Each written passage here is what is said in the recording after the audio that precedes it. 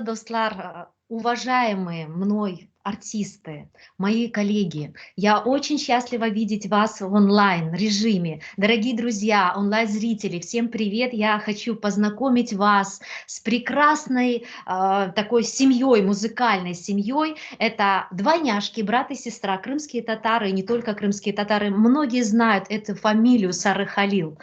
Для тех, кто не знает, хочу представить, если не против, да? Брат и сестра, двойняшки. Эрнест Ахмеди, Эрнест Сарыхалил, известный Точно. современный крымско-татарский режиссер. Также поет иногда. Правильно, Да. Эрнест? Да. Эльвира Сарыхалил, известная крымско-татарская певица, очень самобытная, яркая, миксует крымско-татарскую народную музыку с джазом, с роком, выступает с такими известными группами, как Сансей, вокалистом, Козак Систем. Очень такие вы современные, очень необычные, особенно для крымско-татарской, скажем, да, такой традиционной, привычной для многих там культуры. Потому что вы создаете такое художественное искусство, художественный продукт, необычный. Вот. И сейчас, готовясь с вами на общение, кстати, селям алейкум, это рот вам не даю открыть. Алейкум селям. Салям алейкум. Я тоже возьму свою чашечку кофе в Да. гостях у Эльзары. Хавель Заранин. У нас такой телемост получился. Скажи, пожалуйста, Эльвирочка, а где ты в Крыму живешь? Я живу в поселке Кучу-Кузень, который называется ныне Малореченское. Он находится между Алуштой и Судаком. Класс. Ну, побережье от Черного нашего моря. Родная земля вдохновляет. Да. Да, машаллах. Программа называется «Хавель Заранен». Вы, наверное, уже видели, это несколько было эфиров. Форма такая, такой небольшой мастер-класс. Поделиться знаниями, творческими какими-то моментами, секретами, мастерством. Вот сейчас я слушала песню, которая стала когда-то вот такой визитной карточкой. Эрнест снял клип для тебя, Эльвирочка, «Геджелер, Узун Геджелер». Совершенно прекрасный трек, грамотно исполненный. Клип очень художественный, такое мини-кино.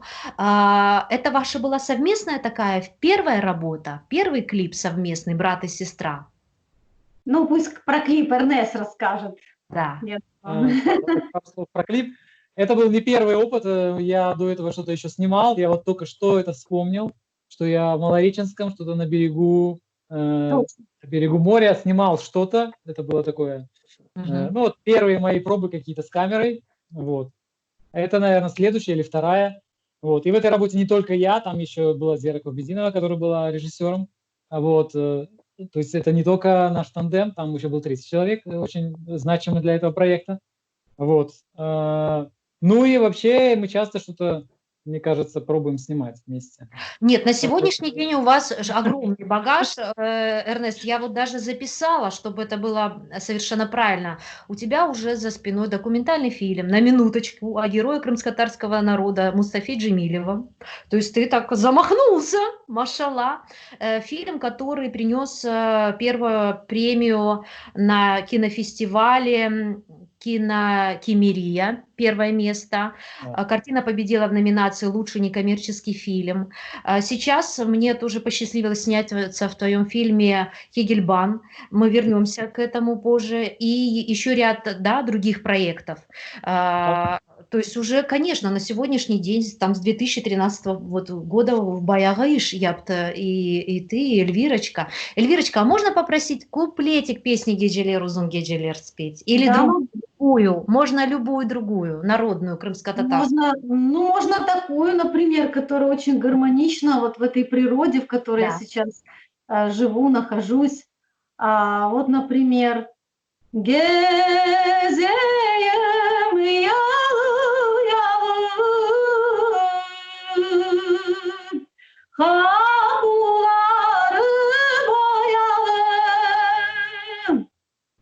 geçme kapı günde,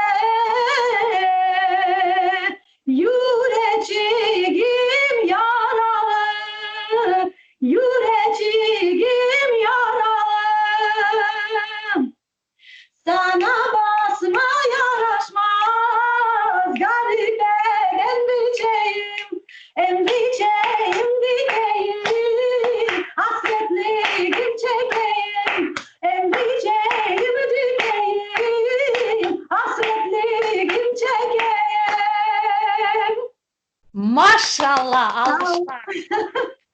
Аллах.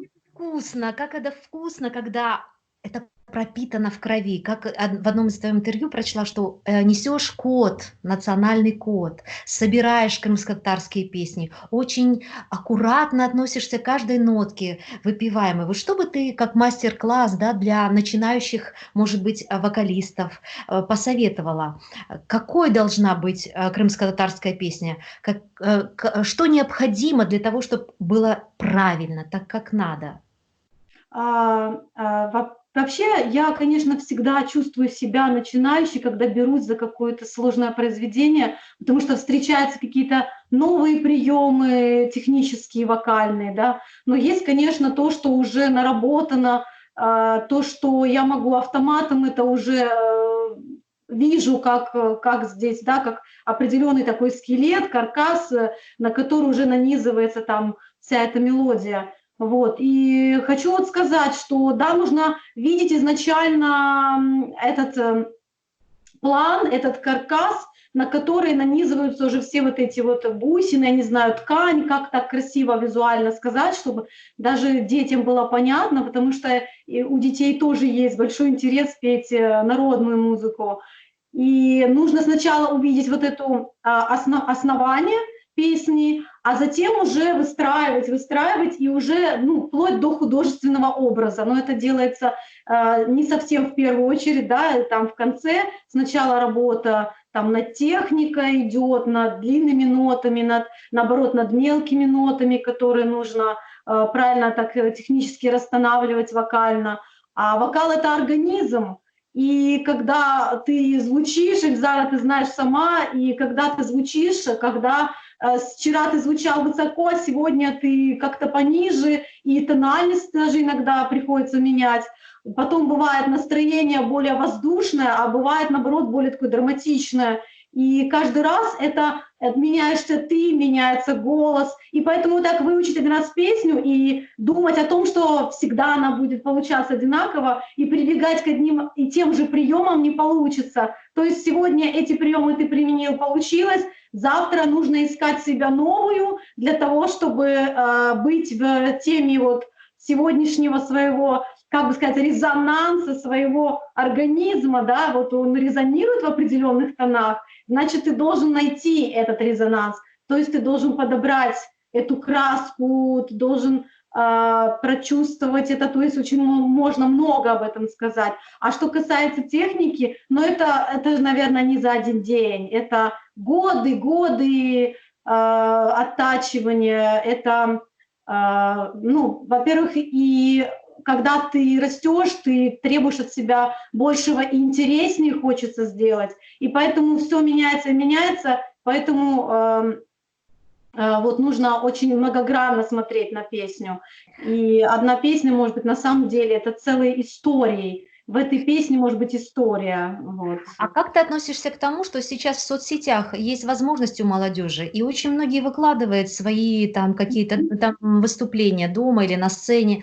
И я сталкиваюсь с тем, что идет какую-то вот крымско-татарскую музыку или по ноткам выучили, или на слух, там какие-то нотки не выпиваются, звучит оно более там в славянской, советской школе, да, или же перегиб идет какие-то арабские мелизмы бесконечные от начала до конца. То есть у нас же такого перегиба не было, у нас вот чуть-чуть Европы, чуть-чуть и Востока, от начала до конца у нас же не все песни в мелизмах, и вот это на горле, вот, ну, согласна со мной, как бы? Да, кое в чем согласна, потому что на самом деле, да, у нас не все песни на горле совершенно точно, и у нас не все песни в мелизмах, да, но есть песни, которые, конечно, требуют этого умения петь мелизмы, потому что это есть лад, есть лады, да, там древнетюркские, там взятые начало из там древнегреческих античных ладов, которые мы знаем, вот, фригийский, дарийский,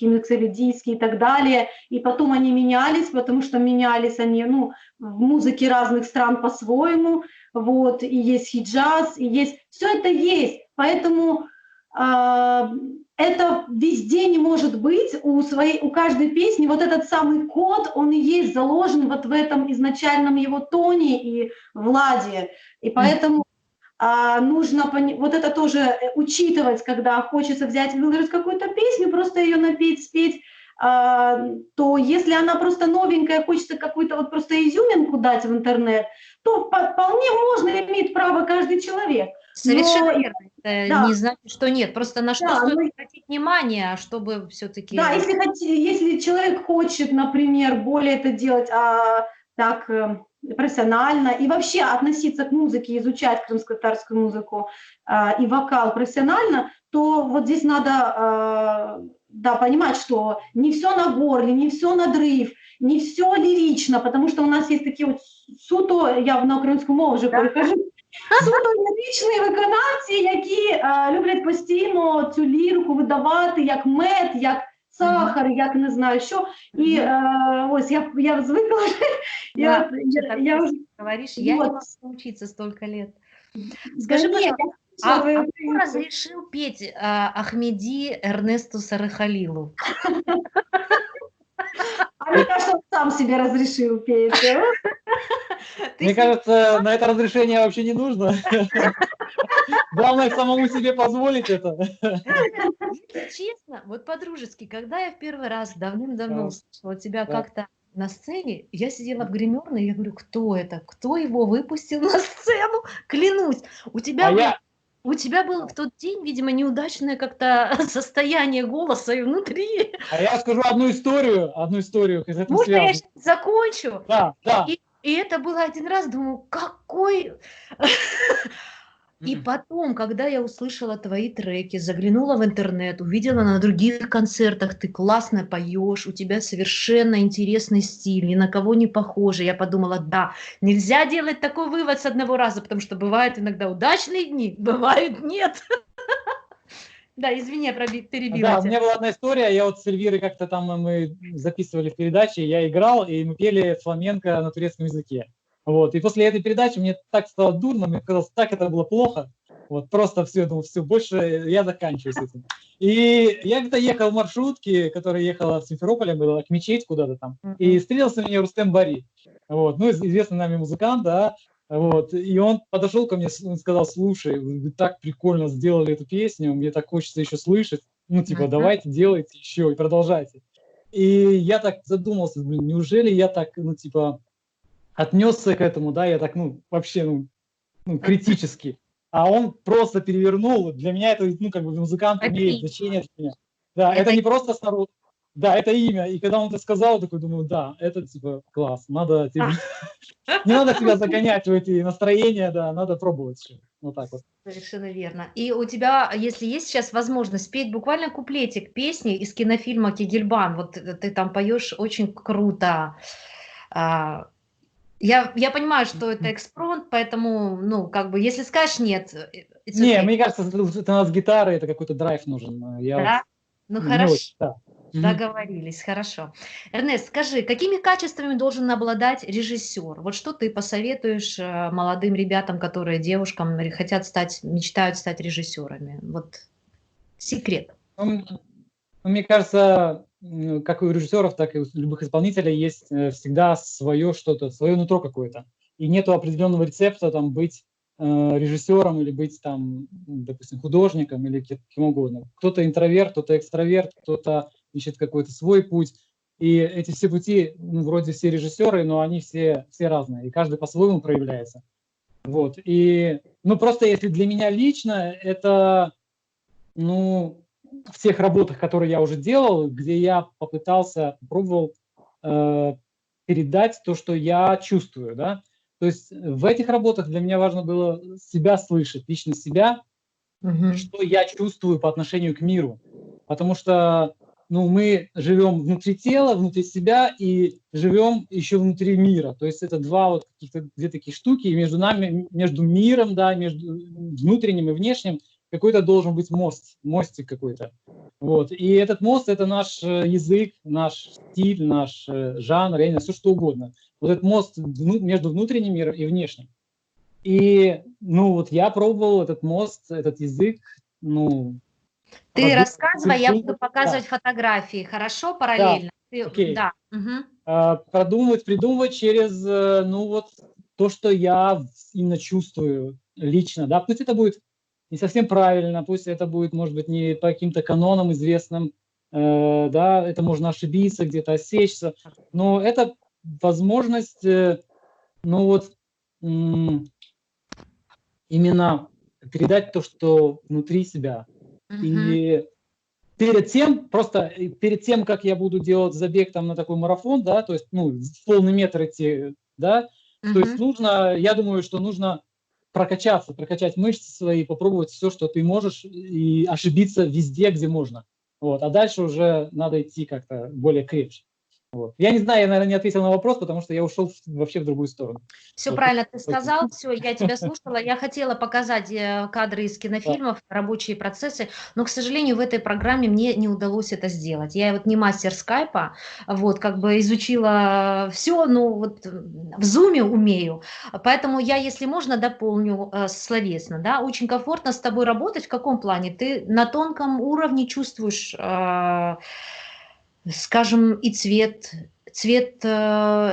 и кадр, и настроение. Вложить вот в Кигельбан, да, за 10 минут короткометражка, вложить такой глубинный смысл, и так, что у всех потом мурашки по коже, и не можешь еще, да, в себя прийти после просмотра кинофильма, потому что это драматическое кино, непростое. Я всех, когда будет возможность, приглашаю его увидеть, но сейчас в Ютубе вы можете увидеть фильм «Мустафа», вы можете увидеть фильм «Цвяхи» Эрнеста Сарахалила, вы можете услышать песни, выступления Эльвиры Сарахалил в Ютубе. Подписывайтесь на все наши, значит, Ютуб-каналы, друзья, и на мой тоже, пожалуйста.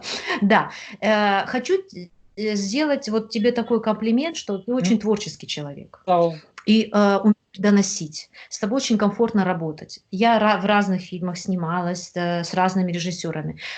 Ты настолько интеллигентен, с тобой, вот когда ты работаешь с актерами, ты так аккуратно, но по сути даешь замечания, не оскорбляя, не давя, знаешь, не бьешь себя грудью Кинг-Конг, да я самый лучший крымско-татарский режиссер, там, или любой другой. У тебя этого, слава Аллаху, нет, знаешь, да я гений, вы там, тра-ля-ля, у тебя этого нет. И это так круто, с одной стороны. Это твоя интеллигентность, скромность. С другой стороны, вот эта интеллигентность, скромность, не мешает ли тебе в продвижении тебя, самопиаря, да, вот ты очень интеллигентен и скромен. Или это я ошибаюсь? Да, возможно, просто бывают разные, ну, так сказать, понимания, ощущения этой реальности, где мы пытаемся, ну, подстроиться под весь этот мир и быть, ну, вот такими, типа, чтобы мы качали, вот, да? Да, да. Трэш, что-то выбрасывать, какие-то приколы бесконечные. У тебя этого... И здесь есть, ну, несколько путей, как и разные люди делают, ищут какие-то известные пути, как это делать. Вот. Я все-таки хочу делать так, как я чувствую. Вот. Захотел, я сделал, что-то сказал об этом. Захотел, я промолчал. Я не знаю, возможно, это мешает. Вот, да, возможно, это как в каком-то степени мешает. Но мне кажется, важно чувствовать себя, ну, хорошо в этом всем. То есть, чтобы это не было во вред, если я там начну там делать то, что не присуще мне. Да, говорят, надо выйти из зоны комфорта и там крушить и ломать. Да кто сказал, что мы вообще в зоне комфорта? Вот. Эльвирочка такая же. Вот вы аристократы. Расскажите о своей семье. Такая же интеллигентная. Она на сцене поет, она не занимается самолюбованием. Эльвира, это комплименты, я говорю. Ты переносишь, ты окунаешь зрителя в атмосферу, в ощущения. И это очень круто.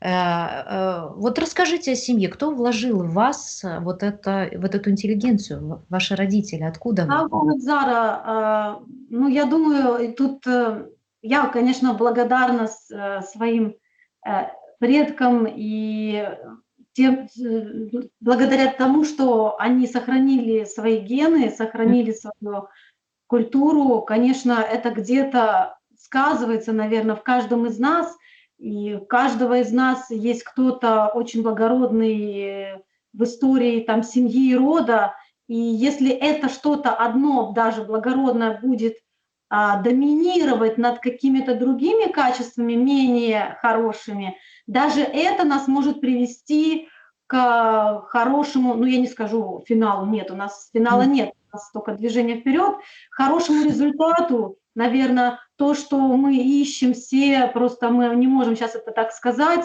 но, наверное, каждый из нас чувствует, что хочет перевернуть мир, но каждый по-своему это делает. Да можно даже сидя дома переворачивать мир на самом деле. Ну, те же домохозяйки, они же воспитывают детей, они воспитывают мужчин, которые становятся воинами, либо мужьями хорошими, либо хорошими теми же режиссерами и актерами, певцами. Или музыкант, или нет?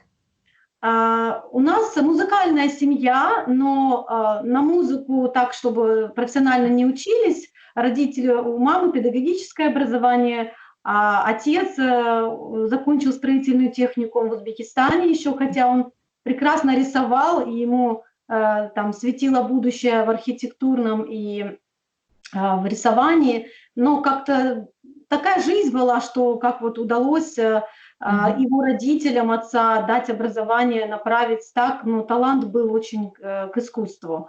Но тут, видите, оно, если не получилось в то время реализовать в те годы тому поколению, то оно где-то уже здесь передалось нам. И я скажу, что и нам нелегко, в плане, говорят часто, вот, Буя, Шлар, Генчлер, вот, у них все легко, им это не то, что мы в свое время, нет, нам тоже надо трудиться, и нам тоже не так легко, как кажется, это, наверное, по интернету, что вот раз загрузили песенку, там известно, на самом деле это не так, я хочу развеять этот миф, и тоже учились, и тоже трудно, и тоже поступали, и тоже учились долго, и находили каких-то идеальных учителей для себя, чтобы овладеть знаниями, искусством и так далее, потом приходили тоже каким-то, ну, как открываешь двери, думаешь, там тебя ждут, тебе говорят нет. Это тоже в Крыму происходит. Не то, что где-то, в Крыму приходишь образованный, вроде все, говоришь, вот, у меня есть сила, энергия, молодость, красота, я могу, я учился, я специалист. И тебе просто перед тобой могут закрыть двери. Вот, Я открою секрет, в Киеве то же самое. Вот. Ну вот и там так же. А здесь, казалось бы, мы уже себя в Крыму должны просто руками, ногами хватать молодых специалистов, а этого не произошло когда-то там в начале 2000-х и 90-х, поэтому сейчас, это тоже, вот я немножко на другую тему перешла, мы вот эту тему, которую у меня был вопрос следующий, видимо, ты почувствовала.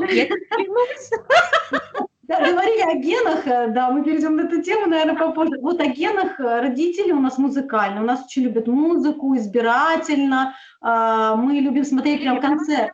Эту тему, она интересная. Вот давайте сейчас, допустим, я даю 2 миллиона, не я, а вот у меня их нет, 2 миллиона долларов. Эрнест, вот во что бы ты вложил в творческий, какой проект ты бы вложил? И Эльвира, вот $1 миллион, пока которых нет, да, 2, по миллиону вам, да? Ну да. Какой проект, вот вы, во что бы вы вложили? Ну, мне кажется, всем известно, во что бы мы вложили. Вообще просто да, это... Неизвестно. Очевидно.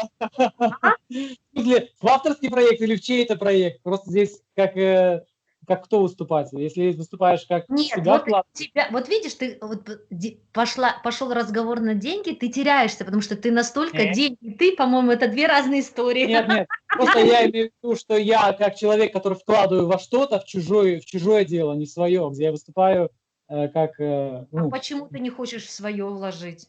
Да я и свое хочу. Просто я имею в виду, какая сторона интересна. Свое это, конечно, кино. Что еще? А что? Альбом. Свой альбом. Я вот хотел записать авторский альбом. У нас есть группа, которую мы поем. У нас там есть определенная... Группа? Потому что я группа называется... Да, группа называется Бингос. Бингос. Да, это 1000 глаз переводится. У нас есть репертуар уже такой вот, где мы можем уже созреть к какому-то там 10-12 песням. И вот, я бы очень хотел прокачать, сделать такой крымско-татарский альбом на крымско-татарском языке. Я думаю, что это интересно, потому что это, это новый стиль какой-то, новое звучание языка. Да? Сам же сочиняешь. Там есть часть моих авторских песен, там есть часть песен на слова известных наших поэтов крымско-татарских. Вот. Я вложил и в музыку, и в кино. Допустим, вот так. Ценно. Но я понимаю, ты не скажешь, о чем будет кино следующее, куда бы ты вложил, на какую тему. Потому что у тебя А, жанр вот драма, в основном крымско-татарская драма. Ты планируешь и дальше драму снимать или... ну нет, но вот у меня сейчас я снял тоже короткометражный фильм, который М, называется «Любовь», «Love». Он на м, украинском языке, там не крымско-татарский язык, и а, там тема вообще с Крымом не связана. Вот, о, да. Там вообще другая история за пределами этого всего. Но, мгм, наверное, касающийся каждого из нас, потому что мы все любим или любили, или что-то происходило с нами. Вот, мгм. поэтому это не только Крым, это все мы, это весь мир, Хорошо, женщины. Ирочка, а что бы ты, как бы ты распорядилась? Ай, э, хочется все же создать новый, не создать, ладно, дополнить наш архив, а то сейчас обидится множество музыкантов, дополнить наш уже существующий архив музыки, вот, музыки, фольклора, естественно, того, который мы еще не успели записать по каким-то причинам. Пусть это будет разного вида музыканты, не только я. Если это миллион, надо больше миллиона, конечно. Ой, миллион мало. Миллион чего, долларов или гривен? Долларов. Это уже Растет. Обрати внимание. это уже лучше, да, тогда Да. можно пригласить больше людей, чтобы они исполнили, и это музыканты, это и вокалисты. В каком А, жанре ты хотела бы записать альбом? Хотелось не один альбом, даже вот прям целый сборник, который включал в себя, и плюс, чтобы это была такая версия какая-то с приложением, вот, где можно было по названиям просто целый архив приложений, вообще было бы здорово. Просто вот ребенок даже любой берет, открывает, целый архив, это же просто Энциклопедия крымско-татарской песни, я в правильно поняла? исполнении, да, в исполнении, Мгм. именно чтобы она звучала там со словами, то есть вот открывает песню, а там и слова, и все есть. Это же Мгм. здорово. Вот, и Очень. это в первую очередь, конечно, фольклор, потому что нам надо, ну, тут надо еще доработать. Мы не все сделали, народ множество музыкантов, которые старались, но видно как-то вот наша вот это вот Литературы очень мало, она очень скудная. Это с тобой полностью. Литературы очень мало в этом плане. Вот, литературы, да. например, Ну вот. очень. И плюс тому, конечно, авторской музыки тоже. Я за современную музыку, и просто отдельные джазовые проекты, и Мгм. эстрадные. Это тоже все хочется. Но начать надо с фольклора, потому Мгм. что, ну, Кемель, ну, это же Может, нас фундамент. сейчас слышат спонсоры и скажут: "Ребята, классные темы, Надя".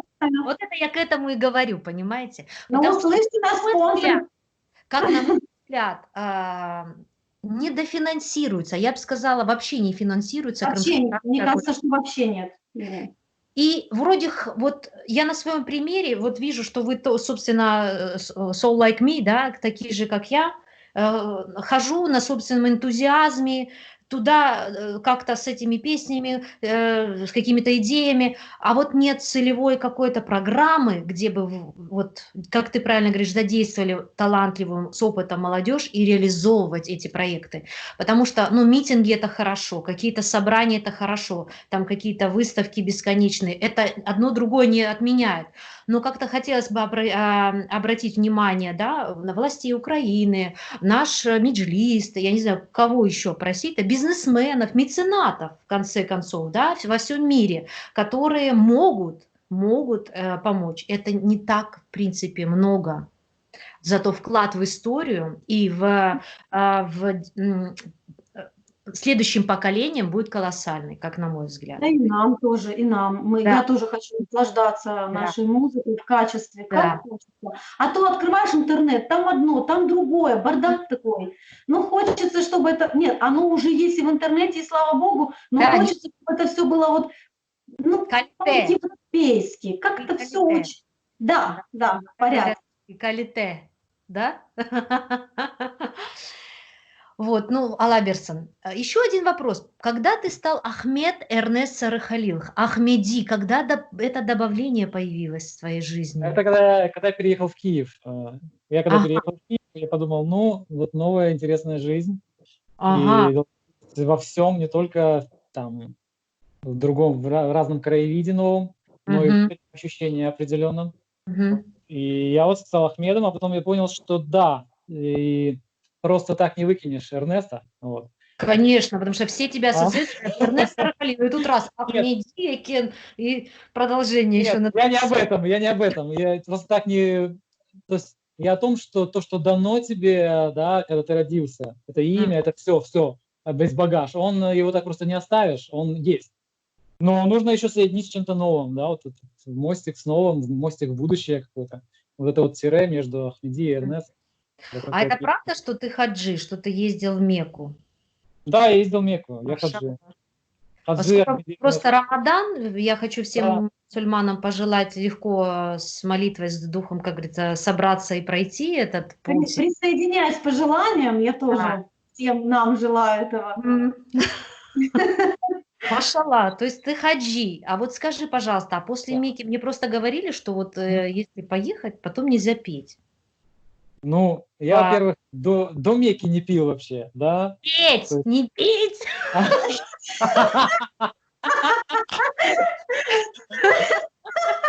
А мне тоже Тоже.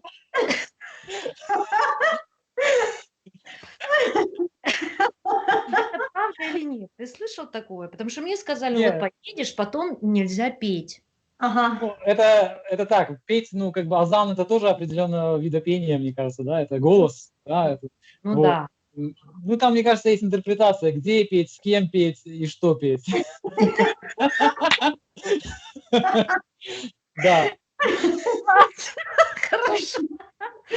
Хорошо. Существует ли, на ваш взгляд, вот, значит, вам двоим только разный вопрос, значит, чем отличается крымско-татарское кино от украинского, и есть ли оно вообще? Да, то же самое я могу сказать, существует ли крымско-татарская эстрада? Вот не фольклор, а именно крымско-татарская эстрада. Такая вот, Существует, скажем конечно. так, и чем она отличается от украинской или турецкой? Да, существует крымско-татарская эстрада. Она очень хорошо, наверное, сформировалась в начале 90-х и до 2000, сейчас скажу, 15-го, по-моему, так вот, 15-го года. А после 15-го, мне кажется, немножко, вот из-за того, что много людей начали разъезжаться, и мы очень сильно, ну, внимание обратили на вот этот вот адаптацию в новой вот этой политике, в новой жизни нашей, все изменилось. Депрессия, да. Вот, да, и немножечко пошел спад, но потом оно все-таки восстановилось. Ну, кто восстановился? Тот, кто до этого что-то делал, мог, умел, тот восстановился и дальше продолжает. А тот, кто, ну, не... А сейчас в основном это эстрада, это, наверное, Инстаграм. Да, Вот, там вся а ты музыка. эстраду? Потому что в основном я вот слышу у тебя фольклор, джаз, рок, авангард, там, но вот такую вот попсу там я никогда не слышала. Был ли у тебя такой опыт в жизни?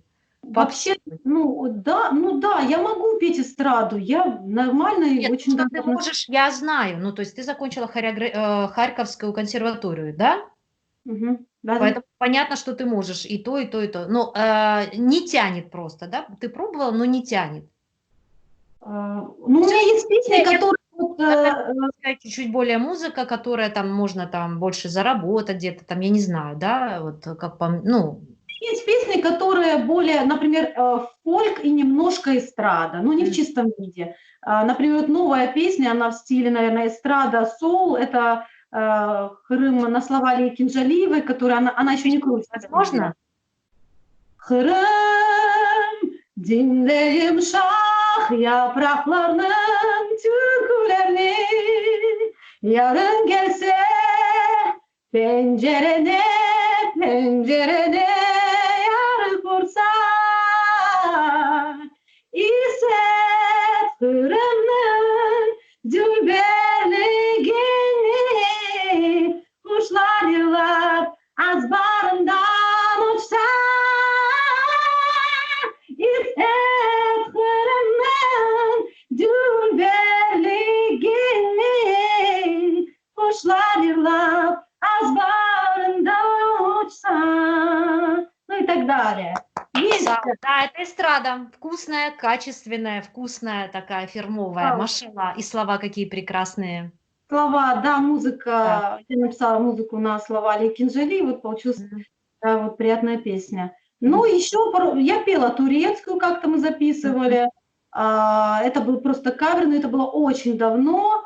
Что еще? Да Ну, вот скажи мне, а что бы ты посоветовала, да, чтобы мы, давай не будем сейчас про советы, а то мы превратимся в наших, как знаешь, старшее поколение. Вы учитесь! А это самое отвратительное. Мы лучше будем делать и показывать примером, правильно?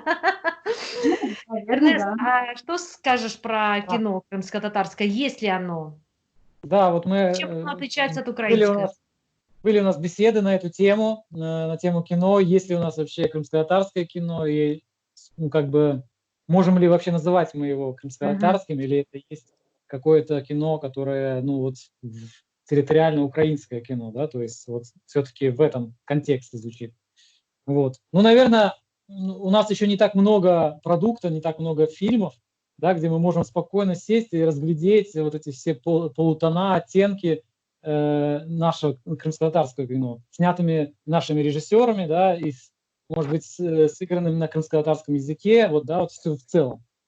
Но, но есть работы, вот есть уже фильмы, конечно, и, ну, наверное, вот определенный контекст наш, крымский, он создает, ну, вот какой-то вот свой язык, какое-то свое очарование, вот это вот, которое можно назвать каким-то, ну, не знаю, можно с пафосом назвать это крымско-татарским кино, вот, но оно есть, вот это вот, эта оболочка вот этого кино Мгм. крымско-татарского.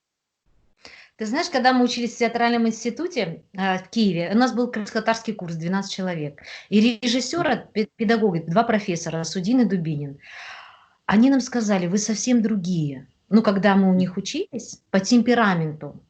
У вас, говорит, как итальянцы, любовь так любовь. Там, значит, у нас же даже в песнях, да, если ты не со мной, будь ты проклят. Там, знаешь, такие слова жуткие есть. Согласна в народных песнях? Да, Это вообще есть, кошмар. Да, ну там Корлсон, Козлер, Корлсон, если не я, там, знаешь, там уже. Вот, и говорит, вам, крымским татарам, вот надо играть вот такие темпераментные, и Испания, Италия, вот вам ближе, там Турция. Армен там. Да, Чехов у вас, говорит, не получается, потому что Чехов весь на полувзгляде, на, знаешь, полутонах. сатира. С кем комфортнее тебе играть, да, вот когда ты как актеров Мгм. берешь по, ну, Мгм. как бы по Да, темпераменту. У тебя есть опыт работы с да. актерами украинскими и крымско-татарскими. Мгм. Ну да, я пробовал разное, но дело в том, что, опять-таки, оно все стилистически было очень разное абсолютно, и Мгм. что там не было одинаково темпераментно или одинаково. Допустим, в "Махлару" у меня играет мальчик, вообще главный герой, и он ни одного слова не говорит в фильме. То есть, Мгм. и это совсем другая взаимоотношение с актером, совсем другое. То есть он не должен говорить, он должен просто жить, что-то там делать свое, ну, по-настоящему. Это Мгм. одно взаимоотношение. В "Кегельбане" там есть диалоги, там есть какой-то конфликт, это совсем другое. И вот сейчас "Любовь", да, мы сняли "Love", там, да, там все украинцы местные, да, Да. играют, вот, на украинском языке. Это был, ну, такой первый, наверное, мой опыт на украинском языке. Мгм. И это совсем, ну, совсем другая история, совсем другая тематика, и она на других, эмоциях, на других, Мгм. совсем других. Это опять другие взаимоотношения, опять другие взаимоотношения. Из-за этого мне вообще сложно сказать, с кем легче, с кем сложнее, потому что у меня вот опыт, он такой разбросанный на разные какие-то слои. Мгм. И И в вот, зависимости от материала художественного и от да, роли. да, да, да, да. Мгм. Вот как-то так. Я поняла. Да. Вот народные песни крымско-татарские. У нас, вот по текстам, Эльвирочка, ты собирала и собираешь, наверное, эти песни. Ездила по всем уголкам Крыма, да, я так понимаю, не только. Ну, Сколько когда у я тебя уже в ездила, багаже вот как бы материала, сколько песен, ведешь ли ты какой-то подсчет?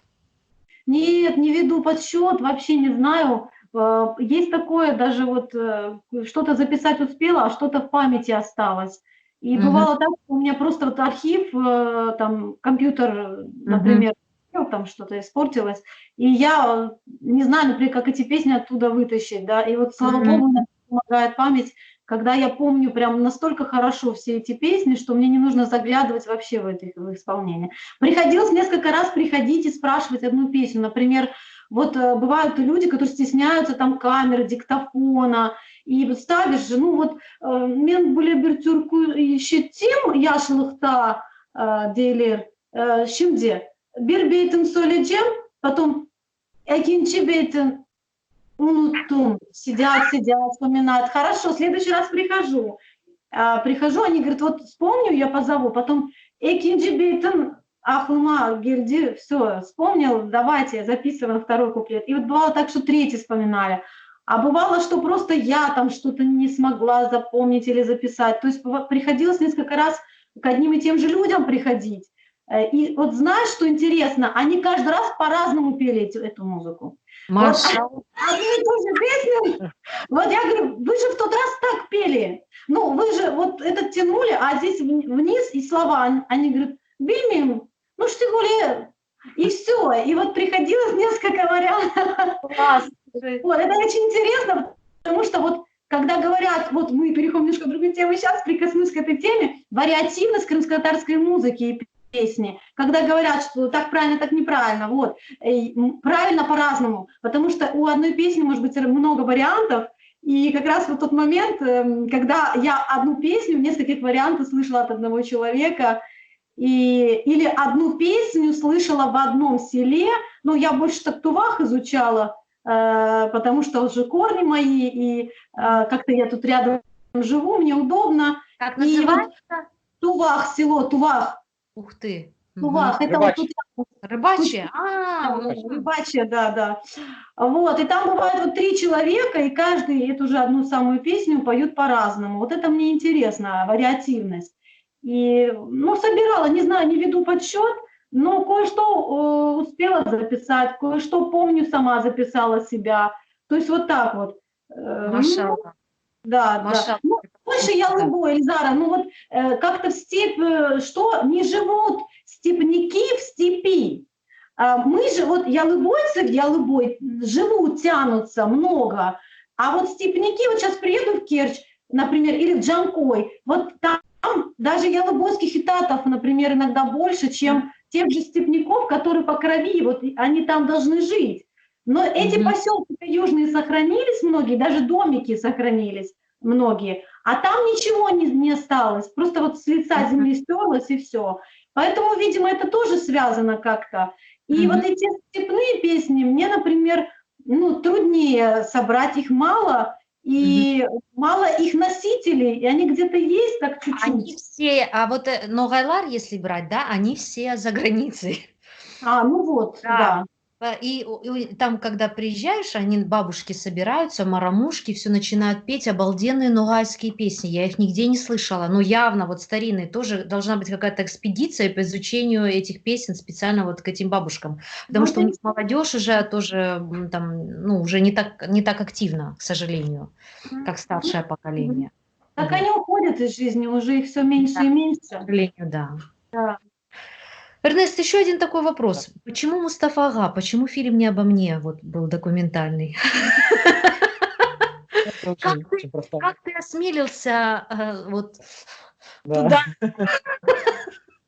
Ну, вообще, это простая очень история. Мне предложили, вот, сказали, будешь режиссером документального фильма. Потому что, личность легендарная, скажем так, да, там, знаешь. Ну, я 100 раз передумывал, то есть нет, я давал разные ответы, вначале да, потом нет, потом, ну, понятно, что, ну, хочется, чтобы это было как-то, ну, тебе дали аванс, никто не вмешивался, не говорил ничего, так, надо вот так, то есть ты был свободный?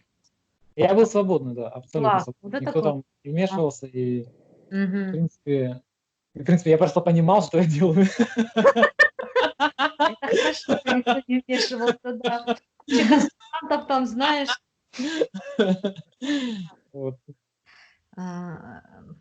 Сейчас, 5 секунд, хочу взглянуть на один вопрос, я его даже подготовила. Какие имена и явления в крымско-татарском искусстве на сегодняшний день вам интересны? Явления? Да. Или имена. Да? Да, который Мне, раз. интер- О, Мне интересно. интересно такое явление, которое еще пока, наверное, только начальном таком этапе. Это рождение новых политиков. Мне это интересно. Да, это редкая тема, да, это интересно. Я смотрю за некоторыми молодыми лидерами, молодыми, которые, ну, я молодые имею в виду, это не школьники, конечно, имею в виду зрелые, такие образованные люди, которые уже много знают языки, но я смотрю, что они, я не буду называть имена, что они очень аккуратничают и как-то не идут вот быть лидерами. А Но почему мне ты нравится. с именами? Нам же можно говорить. Я с тобой полностью солидарна, потому что, и, кстати, я не думаю, что кто-то будет против, чтобы появлялись новые имена. Это должно быть, это нормальный процесс. Совершенно согласна. И за рубежом в Дернеках то же самое, должны появляться, ну, молодежь. Поэтому эта тема, я не пойму, Эльвир, ты что, меня чувствуешь? Потому что я хотела эту тему с вами тоже, вот певицы, понимаешь, творческие Так вообще, натуры. ты задала вопрос об искусстве, но Эльвира очень интересно нашла, ну, Явление, искусство, потому что политика да, для нас, это мы все абсолютно верно. взаимосвязаны, там народ Да. маленький, понимаешь, все правильно сказала Эльвира. Вот топ, там 20 молодых политиков, вот топ-20 назовите мне, молодых, Ну, я уважаемых, молчал. Ну, мне кажется, а я не они хочу сказать. неприкосновенные. Ну, например.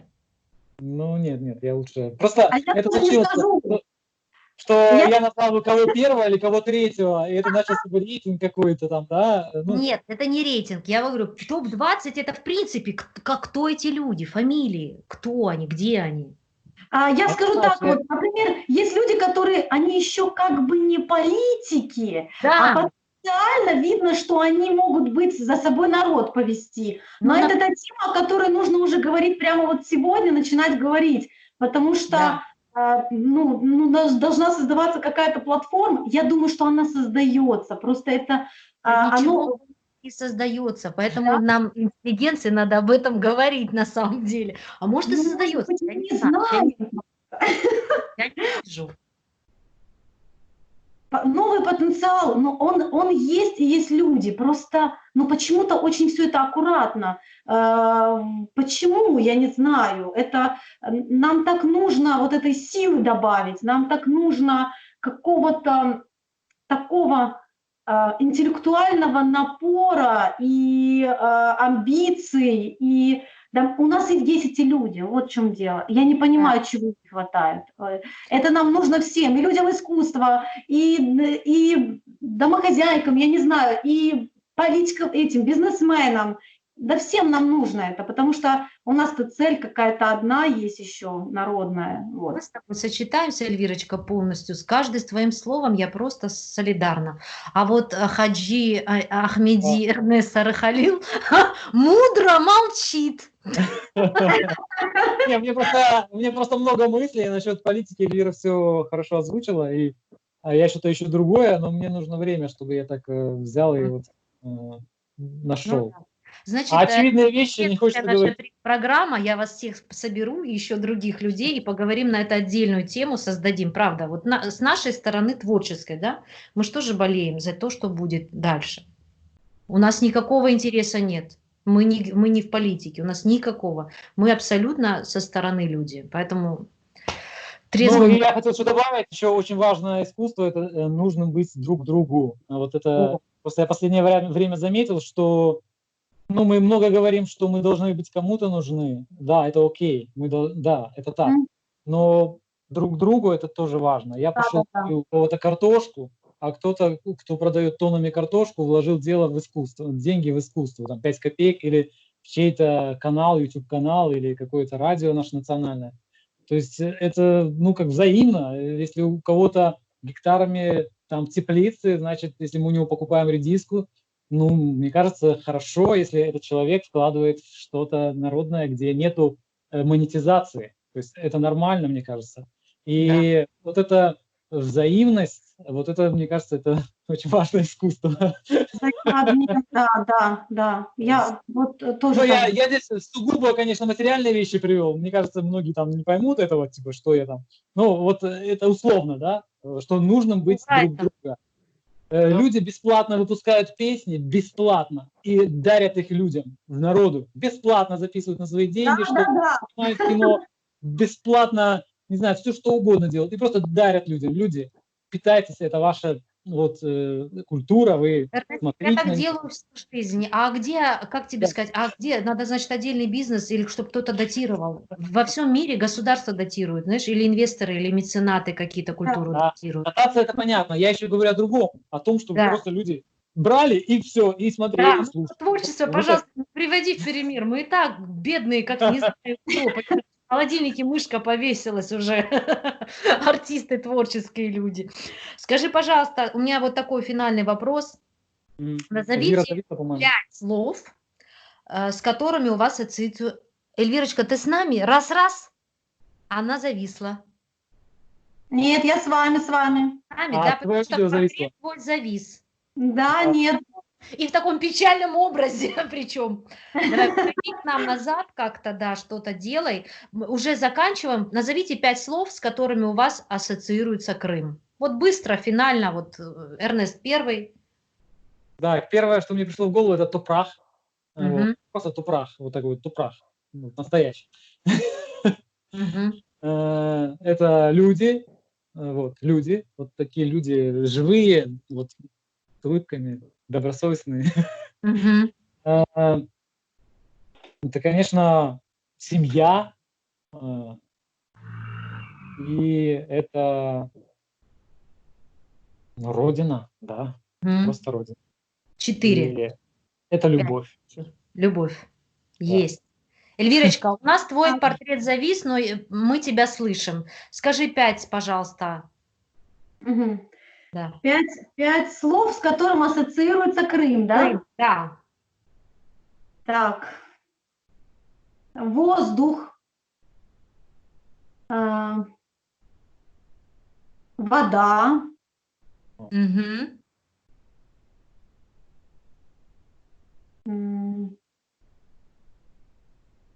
Милость. Боль. 5. Сила. Класс, очень глубинно, очень философски, классно. Саунас, семья, дорогие двойнята Сарахалил, я была счастлива с вами пообщаться, и если вы не против, буду вас приглашать на другие тоже темы. С удовольствием, Сара. Супер. Все, я вас люблю, обнимаю и благодарю. Сейчас пойму, где выключается запись. Да, всем, друзья, смотрите, значит, в программу можно увидеть на канале Эльзара Баталова в Ютубе, на моей страничке в Фейсбуке Эльзара Баталова, на английском языке везде и в Одноклассниках. Пока!